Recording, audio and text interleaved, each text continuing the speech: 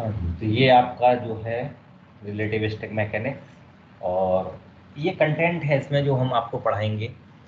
Inertial and non inertial frames, Michelson Morley experiment, Einstein postulates, Lorentz transformation, equation, length contraction, time dilation, addition of velocities, mass energy equivalence जो equals to M C square के नाम से famous है, and concept of rest mass of photon, energy momentum relation. ये major topics हैं जो इसमें आपके पढ़ाए जाएंगे।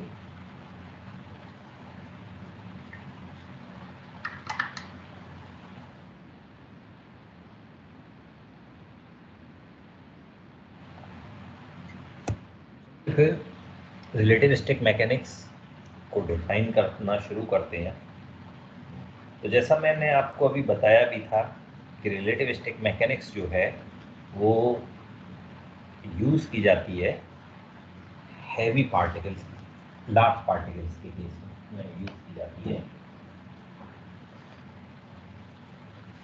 क्या है रिलेटिविस्टिक मैकेनिक्स, क्यों इसका नाम रिलेटिविस्टिक मैकेनिक्स ही रखा गया?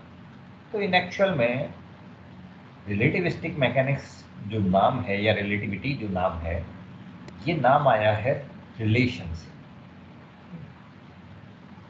रिलेशन से मतलब इस तरह से आप इसको समझ लीजिए कि अगर हम न्यूटोनियन मैकेनिक्स को देखें तो वहाँ पर कोई भी चीज़ अगर आप देखें डिफाइन की जाती है तो वो किसके रेस्पेक्ट में है, किससे रिलेट कर रही है, वो नहीं बताया जाता। आप एक इस बात को अच्छे से समझने के लिए आप इस तरह से समझिए कि अगर हम 11th-12th की किसी प्रॉब्लम को देखें कि एक कार जो है वो किसी वेलोसिटी से मूव कर रही है और कितने टाइम बाद पहुंचेगी, तो आप उस प्रॉब्लम कितने टाइम बाद वो कितनी डिस्टेंस कवर करेगी। तो अगर आप इस प्रॉब्लम को देखें तो वो कुछ इस तरह से लिखी होती है कि a car is moving with 40 kilometre per hour with a speed of 40 kilometer per hour, and at what time how much distance, after 5 seconds या after 10 seconds how much distance it will be covered। तो कुछ इस तरह से problem होती है हाँ, कि 40 किलोमीटर पर आवर की स्पीड से कोई कार जा रही है और 10 सेकंड बाद वो कितनी डिस्टेंस कवर करेगी। इसी तरह की होती है ना। तो अब अगर आप ये देखें कि अगर 40 किलोमीटर पर आवर की स्पीड से कार जा रही है, जिसने ये स्पीड मेजर करी है 40 किलोमीटर पर आवर की, ठीक है, क्या वो रेस्ट में है या वो मूव कर रहा है किसी व्हीकल के ऊपर, तब उसने ये मेजर की। सपोज अगर कोई बाइक के ऊपर बैठा हुआ और वो कार की स्पीड को मेजर कर रहा है 40 किलोमीटर पर आवर और खुद 20 किलोमीटर पर आवर की स्पीड से चल रहा है, तो कार की एक्चुअल स्पीड क्या थी? मीन्स रिलेशन जो है कि वो 40 किलोमीटर पर आवर की स्पीड किसके रेस्पेक्ट में है, ये कहीं भी न्यूटोनियन मैकेनिक्स में देखने में नहीं मिलता। बस सीधा ही लिखा होगा एक car is moving with 40 kilometre per our. Einstein ने देखा कि रिलेशन जो है ये भी मेजर रोल प्ले करते हैं किसी भी चीज को डिफाइन करने में। अगर हम रिलेशन का यूज ना करें तो हम किसी भी चीज को डिफाइन ही नहीं कर पाएंगे। जैसे सपोज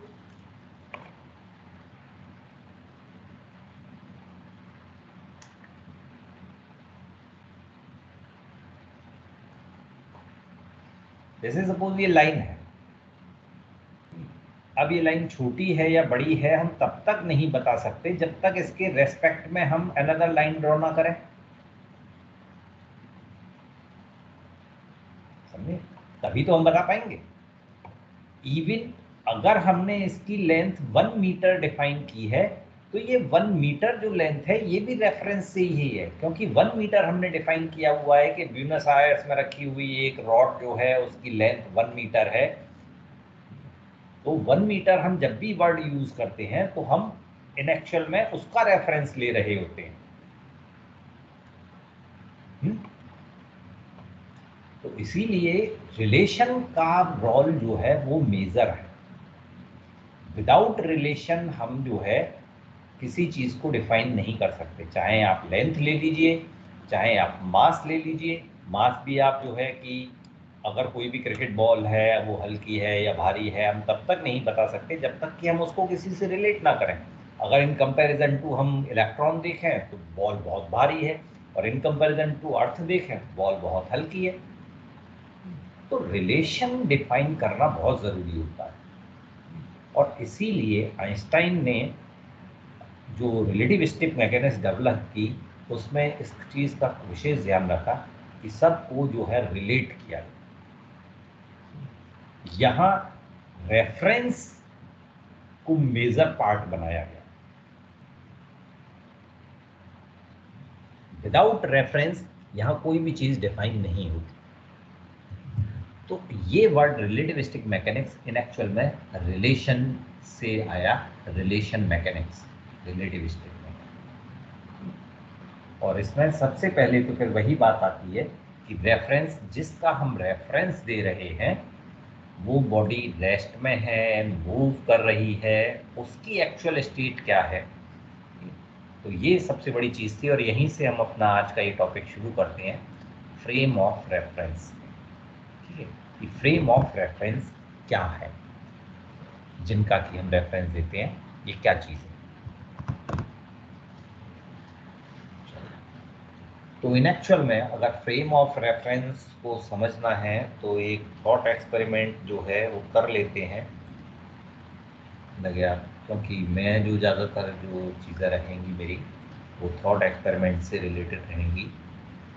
हम थॉट एक्सपेरिमेंट ज़्यादा यूज़ करेंगे, वैसे भी अब ऑनलाइन क्लासें चल रही हैं तो जो है थॉट एक्सपेरिमेंट से ही समझ सकते हैं। तो एक, हम इस समय आप लोग बैठे हुए हैं अपने अपने घरों में, और कुछ टेबल पे बैठ के पढ़ रहे होंगे, कुछ बेड पे बैठ के पढ़ रहे होंगे। कोई भी एक स्टूडेंट, ये AR दिख रहा है यहाँ, ये किसका नाम आ रहा है AR? अंकित रावत। अंकित रावत। अंकित रावत बेटा, कहाँ पे बैठे हो तुम इस समय? सर कुर्सी पे। कुर्सी टेबल पे बैठे हुए हो। यस तुम्हारे सर। सराउंडिंग्स में क्या क्या चीज़ें हैं? सर कॉपी किताब मोबाइल। अच्छा, कॉपी किताब mobile, gate, bed. Yes. Yes sir. Bed है, नहीं है? बेडरूम में हो या ड्राइंग रूम में हो? नहीं सर, बेडरूम में ही। बेडरूम में ही हो। बेड है, पिलो होगा वहाँ, विंडो होगी, फैन होगा, स्विच बोर्ड होंगे, लैपटॉप कंप्यूटर वगैरह भी अगर रखा हो तो वो भी होंगे। हैं, वो हैं वहाँ पे, सर नहीं है? यस सर, है सर, पंखा भी है, घड़ी भी है। हाँ। तो सभी लोगों के सब इसी तरह के माहौल में बैठे होंगे। अब बेटा एक सिचुएशन में रखता हूँ तुम्हारे सामने, तुम्हारे पास से गेट कितनी दूर है अप्रोक्सीमेट? 20 metre, 10 metre. 20 मीटर बहुत होता है। 20 मीटर में तो पूरा घर बन जाता है बेटा। तो फिर मैं बता नहीं पा रहा सर। अच्छा अच्छा, दो या फुट में तीन। बता दो, फीट में बता दो, कोई इसमें वो थोड़ी है। तुम जो जनरली एक कदम चलते हो डिस्टेंस, वो 1 फुट की होती है। Sir 5 feet. 5 फीट के 5-10 फीट। आसपास तुम्हारे पास से जो है गेट है। बेड से कितनी दूर होगा? से 5 फीट हो गया सर। बेड से भी? फैन से? फैन से 2-3 फीट हो गया। फैन से 2-3 फुट होगा। तो आप देख रहे हो कि डिस्टेंस बदल जा रही है जैसे जैसे मैं चीज़ों के नाम ले रहा हूँ। विंडो से और भी कम हो सकता है। हाँ, तो से है ही नहीं। विंडो, विंडो है ही नहीं। सर जस्ट विंडो गेट एक साथ है। हाँ, विंडो के साथ में है ना, तो लगभग लगभग जो है आधा फीट, 6 इंच। सर हाँ, तो आप देख रहे हो कि जैसे जैसे मैं ऑब्जेक्ट के नाम ले रहा हूँ डिस्टेंस बदलती चली जा रही है। तो यहाँ नोट करने वाली चीज़ ये है कि हर बॉडी का अपना एक अलग ही कोऑर्डिनेट सिस्टम है, जहाँ से उसकी डिस्टेंस अलग अलग आ रही है। ठीक है? Yes sir. आपके कोऑर्डिनेट सिस्टम के हिसाब से डिस्टेंस है 5 फीट, बेड की कोऑर्डिनेट सिस्टम के हिसाब से डिस्टेंस है 4 फीट, पंखे के कोऑर्डिनेट सिस्टम के हिसाब से उसकी डिस्टेंस है 3 फीट, है ना।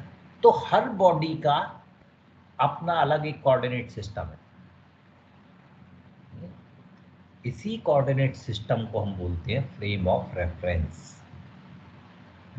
Every body has their own coordinate system and this coordinate system is known as frame of reference. अगर तुम गेट खुला हुआ हो और अगर तुम्हारा भाई जो है कहीं दूर पर है और तुम अपने भाई से फोन मतलब जोर से बोल के पूछो कि भाई बता कितनी डिस्टेंस है इस गेट की, तो आप तो 5 फुट बताओगे, वो अपने पास से 10 फुट बताएगा, क्योंकि उसके कोऑर्डिनेट सिस्टम के हिसाब से वो 10 फुट पर है। सभी लोग बात समझ रहे हैं ना? Yes sir. तो हर बॉडी का अपना कोऑर्डिनेट सिस्टम है। इसी कोऑर्डिनेट सिस्टम को हम बोलते हैं फ्रेम ऑफ रेफरेंस। चाहे तो ये एक लाइन लिख लीजिए, every body has their own coordinate system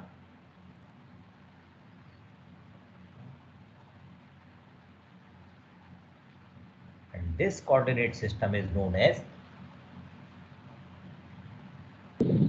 sir एक बार रिपीट कर दीजिए। every body has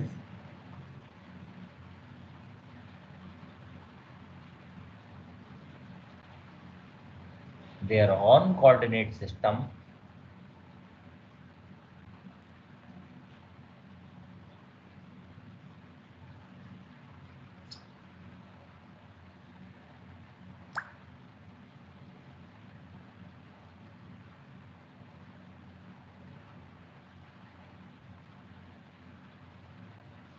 this coordinate system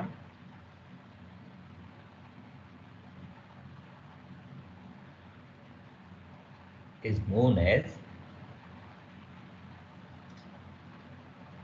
frame of reference।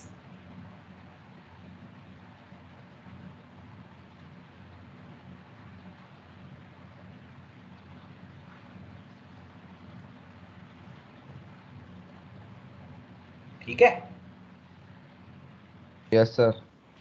Yes sir. तो अब अगर आप देखें तो जो चीजें स्टेशनरी हैं, जैसे आपकी टेबल है, बेड है, पेन है, इन कोऑर्डिनेट सिस्टम में जो डिस्टेंस है वो सेम रहेगी। आप अभी देख लीजिए, चाहे कल आके देख लीजिए, चाहे परसों आके देख लीजिए, वो डिस्टेंस हमेशा उतनी ही बनी रहेगी। लेकिन अगर आप अपने आप को कंसीडर करें तो आपके हिसाब से डिस्टेंस बार बार बदलती रहेगी, क्योंकि अभी आप बैठे हो, थोड़ी देर बाद बेड पे चले जाओगे, थोड़ी देर बाद उठ के इधर उधर कहीं चले गए, तो आप एक तरह से मूविंग हो गए, मूविंग पोजीशन में रहेंगे हमेशा। या टहल रहे हैं तो एवरी टाइम टहलने के साथ आपका जो कोऑर्डिनेट सिस्टम है वो चेंज होता रहेगा, जो बॉडी की डिस्टेंस है वो चेंज होती रहेगी।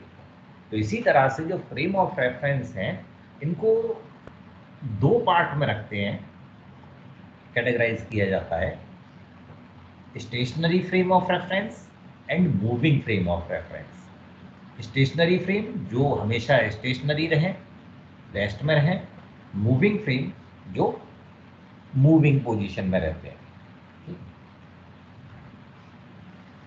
ठीक है? अब मूविंग में 2 तरह की चीजें हो सकती हैं, या तो वो एक्सेलरेट हो रहा है या डीएक्सेलरेट हो रहा है, या फिर वो कांस्टेंट वेलोसिटी से मूव कर रहा है। तो इसी कांस्टेंट वेलोसिटी से मूव कर रहा है या एक्सेलरेट ऑब्लिक डीएक्सेलरेट हो रहा है, तो इनके बिहाव पर फ्रेम ऑफ रेफरेंस को 2 टाइप में डिवाइड किया गया, inertial frame of reference and non inertial frame of reference. Inertial frame of reference में उन बॉडीज की स्टडी की जाती है जो या तो रेस्ट में हो या अगर मूव कर रही हैं तो कांस्टेंट वेलोसिटी से मूव कर रही हैं। कांस्टेंट वेलोसिटी से मूव करने का मतलब क्या हुआ कि बॉडी के अंदर कोई एक्सेलरेशन ना हो। कांस्टेंट का अगर डिफरेंशिएशन करते हैं तो क्या आता है? 0। तो वेलोसिटी अगर कांस्टेंट है तो उसका जब हम डिफरेंशिएशन करेंगे तो वो 0 आएगा। और डिफरेंशिएशन वेलोसिटी का क्या बताता है? Acceleration. Acceleration. dv over dt होता है ना। हाँ, यस सर। तो एक्सीलरेशन 0 होगा। यानी इनर्शियल फ्रेम ऑफ रेफरेंस वो फ्रेम ऑफ रेफरेंस होते हैं जिनमें बॉडी या तो रेस्ट में रहती है या कांस्टेंट वेलोसिटी से मूव करती है और उनमें किसी भी तरह का एक्सीलरेशन नहीं होता।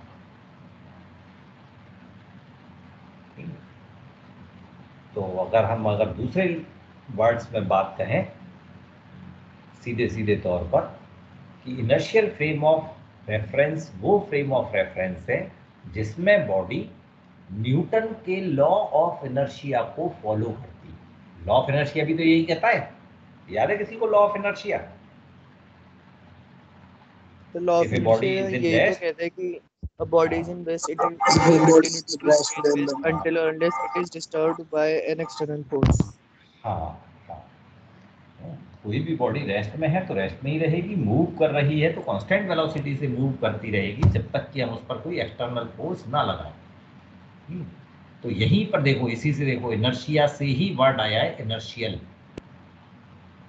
तो आप इससे भी जज कर सकते हैं कि इनर्शियल फ्रेम ऑफ रेफरेंस वो फ्रेम ऑफ रेफरेंस है जो न्यूटन्स लॉ ऑफ इनर्शिया को फॉलो करते हैं। हालांकि जनरली क्या होता है कि रिलेटिविस्टिक मैकेनिक्स में न्यूटन्स लॉ वैलिड नहीं होते हैं, क्योंकि न्यूटन का जो सेकंड लॉ है, न्यूटन का सेकंड लॉ क्या कहता है? Rate of change of momentum will provide you is directly related to the force applied. the force applied। जो फोर्स, जो फर्स्ट लॉ है उसमें फोर्स रहा है ना, until unless an external force does not apply। तो अगर वो कौन सा फोर्स होगा जो अप्लाई किया जाएगा, तो वो ये वाला फोर्स है dp ओवर dt। इस फोर्स को लगाने से जो उसकी पोजीशन में चेंज आएगा, मीन्स उसके मोमेंटम में जो चेंज आएगा, वो अप्लाइड फोर्स है। तो F equals to dp over dt, और dp ओवर p का मतलब क्या होता है? mv मोमेंटम है, rate of change of momentum है ना, तो ये हो गया मोमेंटम। और न्यूटन कहता है कि किसी भी बॉडी का मास एक कांस्टेंट क्वांटिटी है, तो वो m को बाहर निकाल लेता है और dv ओवर dt बना देता है।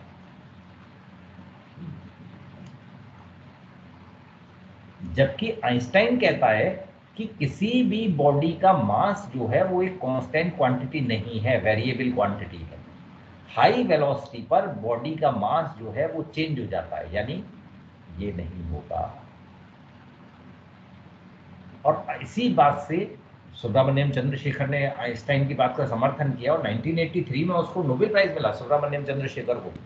हाँ, उसने चंद्रशेखर लिमिट दी, उसने बताया कि किसी भी बॉडी का मास जो है वो इंक्रीज करता जाता है और किस हद तक इंक्रीज कर सकता है। वो चंद्रशेखर लिमिट के नाम से मशहूर है वो। और कैसे फिर जो है उस लिमिट को पार करने के बाद कैसे फिर जो है वो टुवार्ड्स डेथ मूव करता है, मीन्स ब्लैक होल में कन्वर्ट होना शुरू होता है कोई भी पार्ट, प्लेनेट या कोई भी बॉडी जो है या कोई भी स्टार जो है। तो जो इस बात की तस्दीक करता है कि किसी भी बॉडी का मास जो है वो एक कांस्टेंट क्वांटिटी नहीं है। तो न्यूटन का लॉ जो है ये फेल हो जाता है लार्ज पार्टिकल के केस में जाकर, तो ये काम नहीं करता वहां ठीक से। इसीलिए जो है ये रिलेटिविस्टिक मैकेनिक्स जो है जो लार्ज पार्टिकल पे काम करे। और एक और ख़ास चीज़ होती है कि हाई वेलोसिटी भी हो। जो हाई वेलोसिटी से मतलब ये नहीं कि एरोप्लेन की स्पीड या जो है सुपरसोनिक प्लेन की स्पीड, वो भी सब लो स्पीड है। हाई वेलोसिटी से यहाँ मतलब है स्पीड ऑफ लाइट से, कि या तो वो स्पीड ऑफ लाइट से ट्रेवल कर रही हो बॉडी या in comparison to speed of light हो। जैसे अर्थ है, अर्थ की वेलोसिटी कितनी है याद है किसी को? 300 किलोमीटर पर आवर, सॉरी पर सेकेंड, 300 किलोमीटर पर सेकेंड अप्रॉक्स। तो 300 किलोमीटर पर सेकेंड का मतलब कितना हुआ? 3 × 10⁵ मीटर पर सेकेंड। यानी c/1000, तो in comparison to c move कर रही है अर्थ भी, है ना, इतनी हाई वेलोसिटी से मूव कर रही है। तो इस पर जो है, जो हैवी पार्टिकल या लार्ज पार्टिकल और हाई वेलोसिटी पार्टिकल है, उन पर न्यूटोनियन मैकेनिक्स काम नहीं करती है। उसी के लिए रिलेटिविस्टिक मैकेनिक्स जो है वो डेवलप की जा रही है। तो इनर्शियल फ्रेम फिर क्लियर हुआ सबको?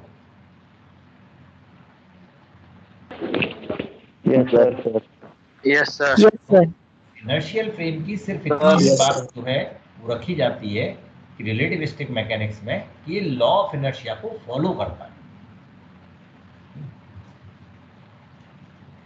जबकि न्यूटोनियन मैकेनिक्स फेल हो जाती है यहाँ पर। तो इसमें आगे कैसे कैसे इसमें एडवांसमेंट होते हैं वो हम आगे डिस्कस करेंगे, इन लॉज में जो है क्या चेंजेस हुए। तो फ्रेम ऑफ, अब नॉन इनर्शियल फ्रेम की बात करते हैं। इनर्शियल फ्रेम क्लियर हो गया। नॉन इनर्शियल नाम से ही लग रहा है, नॉन इनर्शियल मीन्स जो लॉ ऑफ इनर्शिया को फॉलो ना करता हो। तो non inertial frame of references में हम उन बॉडीज की स्टडी करते हैं जो बॉडी या तो एक्सेलरेट हो रही है without applying any external force, self से एक्सेलरेट हो रही है, या डी एक्सेलरेट हो रही है, रिटार्ड हो रही है without applying any external force. तो इस बात का क्या मतलब हुआ कि there should be some acceleration in the body, body में कुछ ना कुछ एक्सेलरेशन जरूर होगा। तो non inertial frame of references में हम उन बॉडीज की स्टडी करते हैं जिनके अंदर कुछ ना कुछ एक्सेलरेशन जरूर होता है। और इनर्शियल फ्रेम ऑफ रेफरेंसेस में हम उन बॉडीज की स्टडी करते हैं जिनमें कोई एक्सेलरेशन किसी भी तरीके का, कोई नहीं किसी भी तरीके का एक्सेलरेशन नहीं होता। तो अगर हमें कहीं पर भी स्पेस में, क्योंकि हम रिलेटिविस्टिक मैकेनिक्स की बात कर रहे हैं तो स्पेस में ही बात करेंगे ज़्यादातर, क्योंकि वहीं हमारे बड़े पार्टिकल्स हैं। तो स्पेस के अंदर कौन सी बॉडी इनर्शियल फ्रेम है, कौन सी बॉडी नॉन इनर्शियल फ्रेम है, अगर हमें ये मालूम करना है तो हम सीधा सीधा उसका एक्सेलरेशन कैलकुलेट कर लें। अगर एक्सेलरेशन 0 आता है तो वो इनर्शियल फ्रेम होगी, और अगर उसके अंदर कुछ भी एक्सेलरेशन निकल कर आ जाता है तो वो नॉन इनर्शियल फ्रेम होगी। ठीक, क्लियर बात इतनी? Yes sir. Yes sir. Yes sir. Yes sir. Yes sir. चलिए, तो फिर आज का क्वेश्चन पूछें, आज इतना ही रखते हैं। तो सबसे पहले रिकॉर्डिंग को बंद करें।